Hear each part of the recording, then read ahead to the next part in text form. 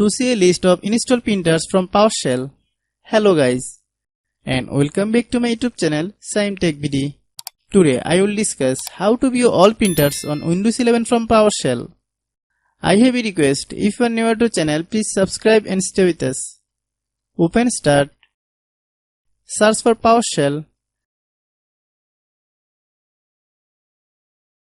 Right click the top result and select the Run as Administrator option.